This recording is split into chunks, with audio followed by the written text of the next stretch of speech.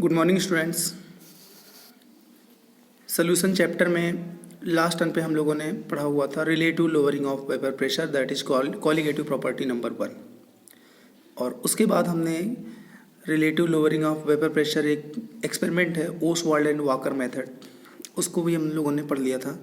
तो relative lowering of vapour pressure के फार्मूले जितने भी थे सबका डेरिवेशन भी हो गया था, समझ गए थे। अब हम लोग उनमें फार्मूलों का एप्लीकेशन करके कुछ आगे प्रॉब्लम सॉल्व कर लेते हैं। उसके बाद स्टार्ट करेंगे colligative property number 2, that is elevation in boiling point. Clear. तो प्रॉब्लम नंबर 1 अपनी है, what mass of non volatile solute, उसका नाम दिया urea, needs to be dissolve in 100 gram of water in order to decrease the vapour pressure of water by 30%। What will be the molality of solution. Clear. आपको non volatile solute जिसका नाम urea है उसका मास बताना है, जो कि ज़रूरी है 100 ग्राम वाटर में मिला दिया जाए तो वाटर का जो वेपर प्रेशर 30% कम हो जाए। मतलब 100 है तो 100 का 30%, 30 होता है तो 100 से 30 कम हो जाएगा, 70 बचेगा, 70 हो जाए। And what will be the molality of solution, और साथ में सोल्यूशन की मोलैलिटी भी बता देनी है। तो हमारा एक फार्मूला होता है P0 minus PS upon PS is equals to small w upon small m into capital M by capital W। बच्चों याद रखना, अगर सोल्यूशन में डाइल्यूट और कंसनट्रेट कुछ ना दिया जाए तो हमें कंसनट्रेट का फार्मूला यूज करना होता है, या फिर सल्यूट की अमाउंट दे दी जाए और बहुत कम हो सॉल्वेंट के रिस्पेक्ट में। यहाँ पे सल्यूट की अमाउंट ही नहीं दी है तो अंडरस्टूड है कि सोल्यूशन हमारा कंसनट्रेट कंसीडर करना पड़ेगा। क्लियर। तो कंसनट्रेट का हमारे पास एक फार्मूला था P0 minus PS upon PS is equals to small w by small m into capital M by capital W। P0 क्या है, vapour pressure of water. Vapour pressure of water वैसे तो 760 होता है, क्लियर, लेकिन हम यहाँ पे परसेंटेज के फॉर्म में दिया है तो दोनों का मतलब एक ही होगा। तो P0 अगर 100 मानोगे तो PS 70 मानना पड़ेगा, 30% कम हो गया। और P0 अगर 760 मानोगे तो 760 का 30% सब्ट्रैक्ट करके तब PS आएगा 760 माइनस 30% ऑफ 760, जो भी आएगा PS आ जाएगा। तो हम लोग कैलकुलेशन को इजी बनाने के लिए वाटर का वेपर प्रेशर हमने प्योर वाटर का 100 मान लिया और 100 का 30% कम हो जाए तो सोल्यूशन का कितना होगा 70।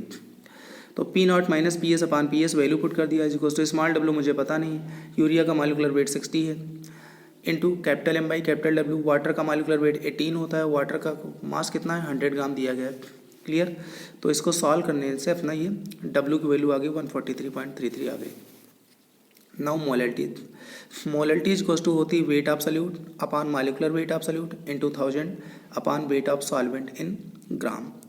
तो वेट ऑफ सॉल्यूट 143.33 आ गया, मॉलिक्यूलर वेट 60 होता है, into 1000 upon weight of solvent यहाँ पे 100 ग्राम है, सॉल्व कर लिया, मोलैलिटी आ गई 23.88। क्लियर। ये नॉर्मलिटी, मोलैलिटी ये सारे फार्मूले आपको बच्चों याद होने चाहिए।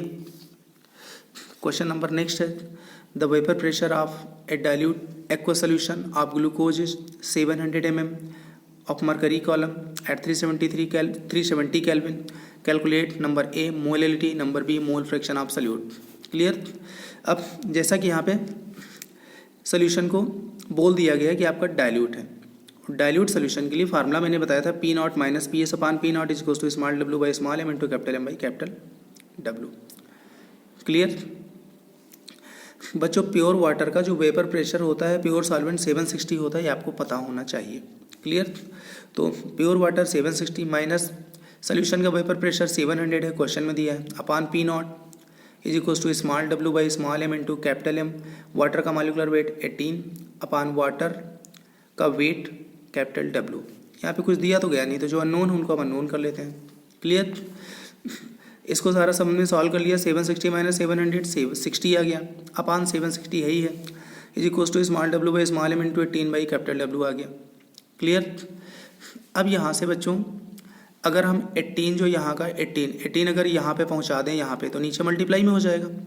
उस केस में हमारे पास होगा small w upon small m into 1 upon capital W। Small w upon small m into 1 by capital W, और कैपिटल W यहाँ पे ग्राम में होता है, याद रखना है फार्मूले में, इज इक्वल्स टू यहाँ पे क्या हो गया 60 अपान 760 इंटू 18, वो वैल्यू मैंने यहाँ पे पुट कर लिया। क्लियर। अब आप ये बताओ, अगर हमें मोलैलिटी बनाना है तो मोलैलिटी के लिए अगर वेट हमारा सॉल्वेंट ग्राम में है यहाँ पे 1000 लिखा जाता है। क्या लिखा जाता है 1000। तो इस फार्मूले को मोलैलिटी बनाने के लिए हम यहाँ पे 1000 यूज करेंगे, और जो काम इधर करेंगे वही काम हमें इधर करना पड़ेगा। 1000 यहाँ भी लिख लेंगे, 1000 मल्टीप्लाई करके यहाँ भी लिख लेंगे। तो यहाँ पे जब 1000 लिख लिया तो ये बन गया मोलैलिटी हो गया, और यहाँ पे इधर आपकी वैल्यूज आ गई, इसको सॉल्व कर लिया, ये आंसर आ गया मोलैलिटी। मोलैलिटी को हम लोग मोलल लिख देते हैं। क्लियर। अब हम मोल फ्रैक्शन हमें फाइंड करना है सॉल्वेंट का, तो PS is equals to mole fraction of solvent into P0। ये आपको याद होगा, फार्मूला बताया गया था। PS is equals to mole fraction of solvent into P0।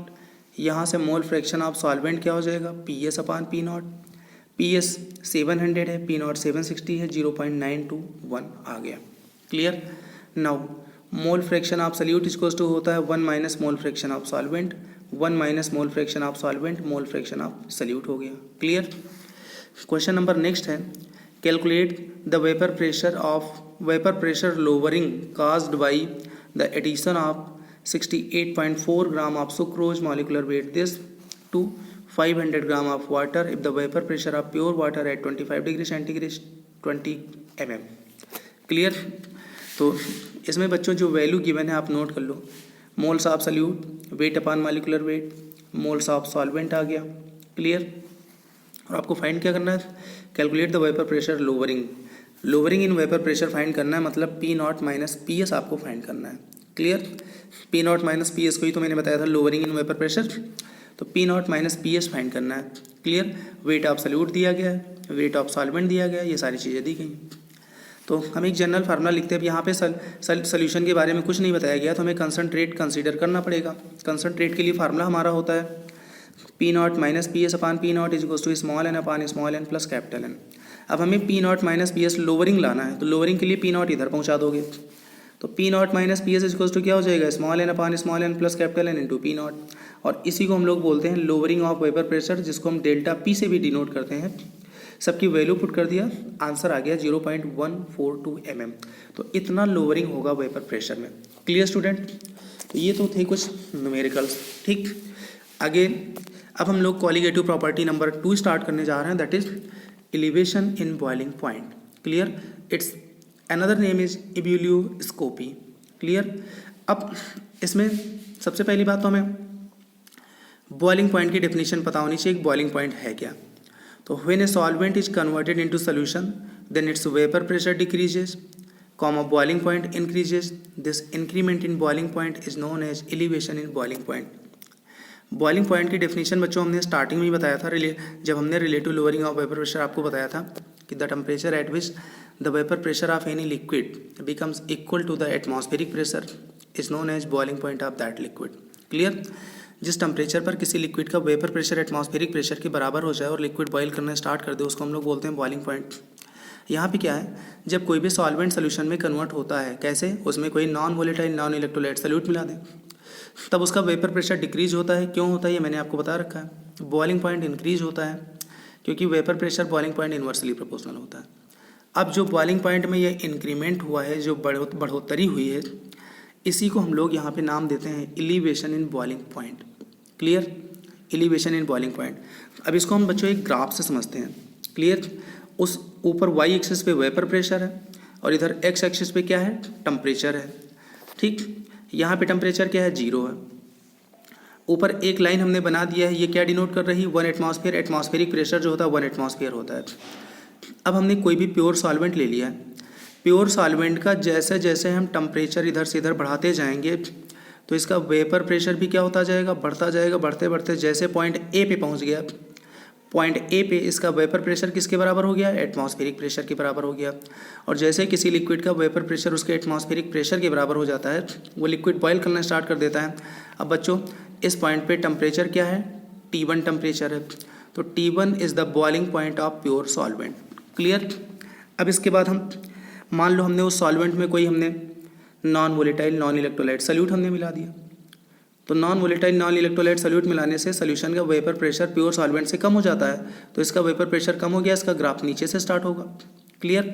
अब इसका जब हम टेम्परेचर बढ़ाएंगे तो इसका वेपर प्रेशर बढ़ना स्टार्ट हो गया जाएगा, और इसका वेपर प्रेशर इंक्रीज होते होते होते होते जैसे बी पॉइंट पे इसका वेपर प्रेशर एटमॉस्फेरिक प्रेशर के इक्वल हो गया, तो बी पॉइंट पे टेम्परेचर क्या है, बी पॉइंट पे टेम्परेचर T2 है, तो T2 is the boiling point of solution. अब आप बच्चों देखो, T1 0 से T1 और 0 से T2, T1 का मैग्नीट्यूड कम है, T2 का ज़्यादा है, तो तो इसमें जो डिफरेंस आ गया इसको डेल्टा टीबी से डिनोट करते हैं, और इस डिफरेंस को डेल्टा टीबी से डिनोट करते हैं, और इसी को हम लोग बोलते हैं elevation in boiling point, increment in boiling point में कितना बढ़ोतरी हो गई। क्लियर। तो यहाँ पे सारे सिंबल लिखे हैं। T1 बॉइलिंग पॉइंट आप pure solvent, T2 boiling point आप solution.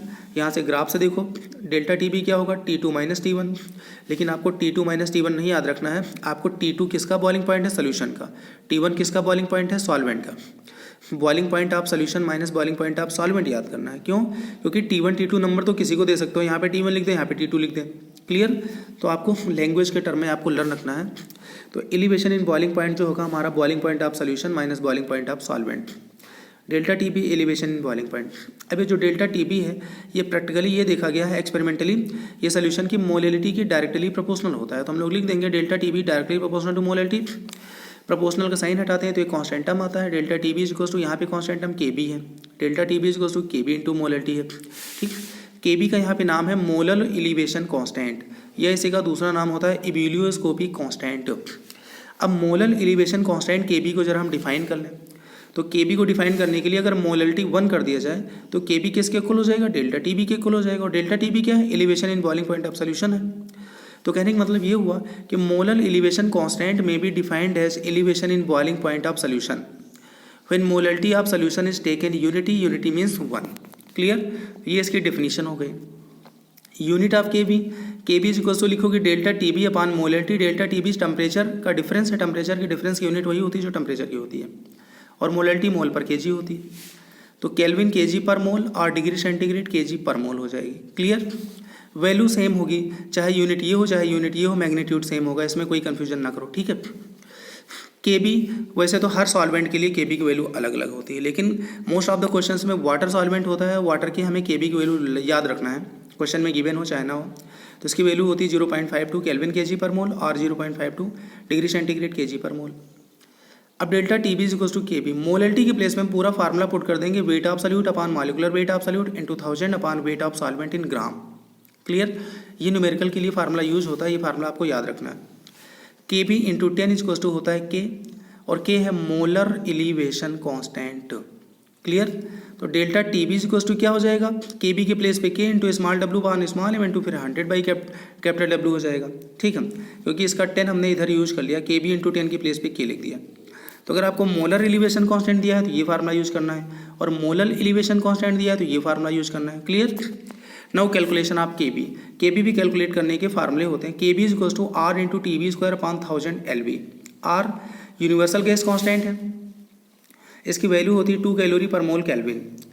T B boiling point of solvent, वो भी आपको केल्विन में यूज करना है।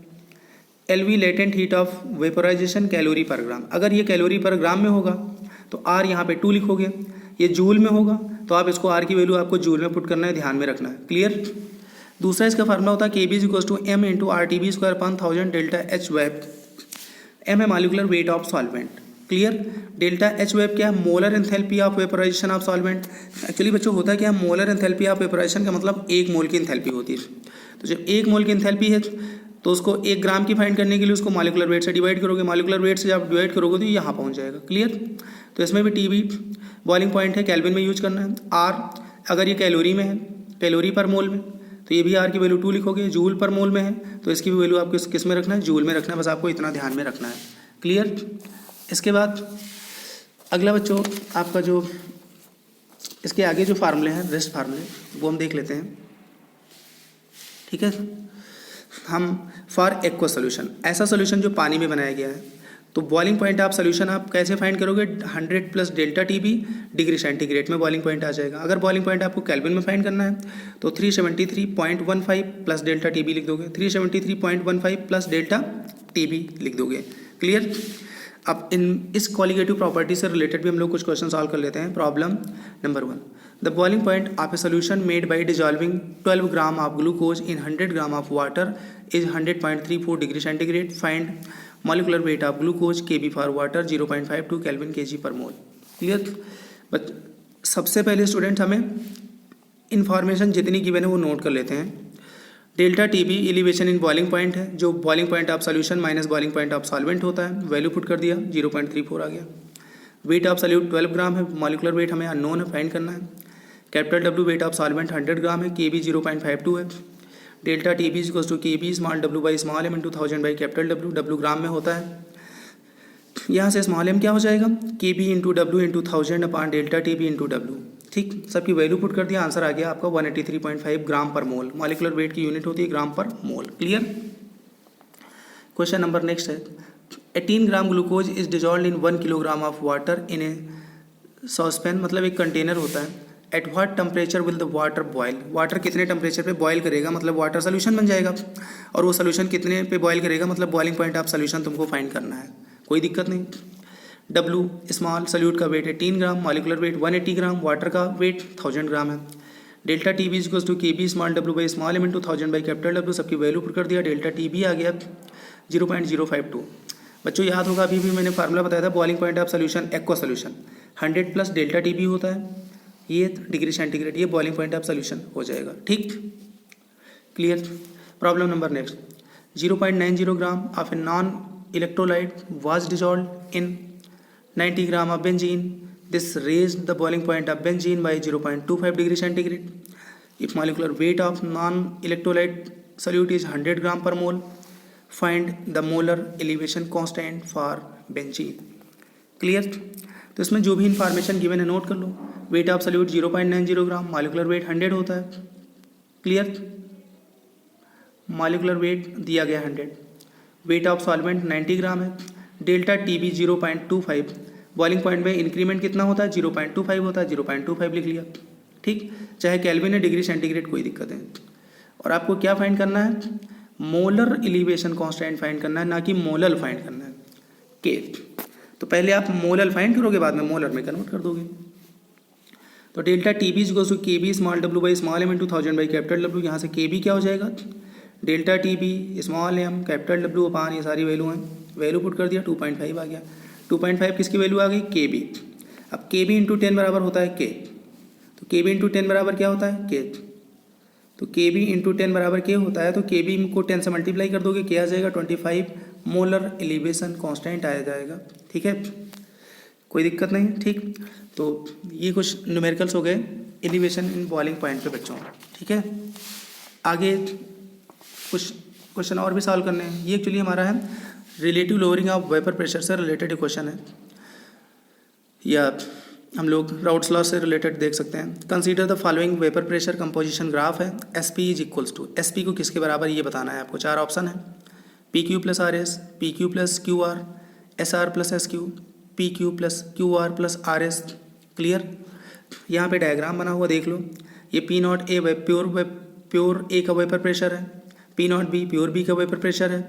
ये जैसे इसके मोल फ्रैक्शन कम होते जाएंगे वेपर प्रेशर कम होता जाएगा, या partial pressure of A at any mole fraction. ऐसे इधर से जब इधर आएंगे तो बी के मोल फ्रैक्शन कम होते जाएंगे, इसका वेपर प्रेशर भी कम होता जाएगा, ये पी बी की वैल्यू हो गई। क्लियर। ये टोटल वेपर प्रेशर है सोल्यूशन का, पी नॉट ए से पी नॉट बी के बीच में लाई करेगा।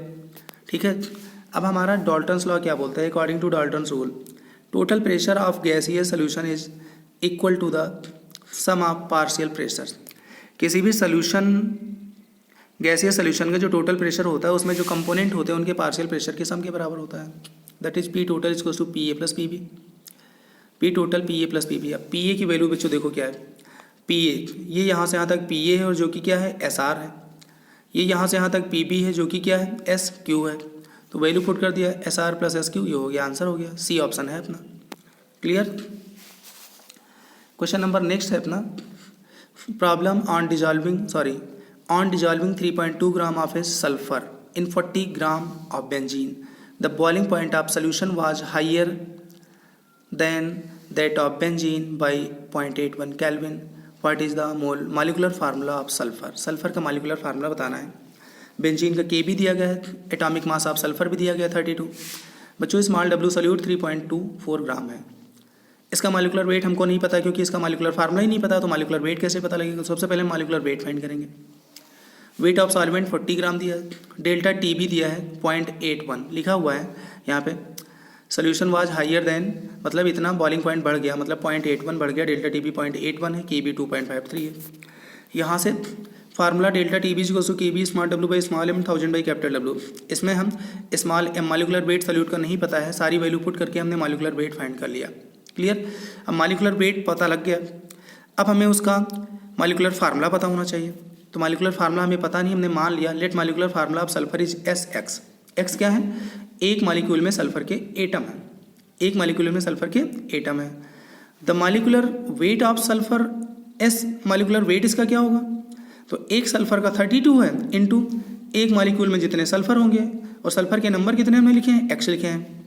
तो 32 इंटू X, ये सल्फर का जो मॉलिक्यूल है उसका मॉलिक्यूलर वेट आएगा, और सल्फर का मॉलिक्यूलर वेट कितना आया है? 253 आया। तो यहाँ से X इक्वल्स टू क्या हो जाएगा? 253/32, दैट इज 7.91। इसको नियरली हम लोग लिख सकते हैं 8। तो सल्फर का यहाँ मॉलिक्यूलर फार्मूला क्या हो जाएगा? S8 हो जाएगा। क्लियर? S8। Clear student? अब इसके बाद अगला अपना टॉपिक इसी में,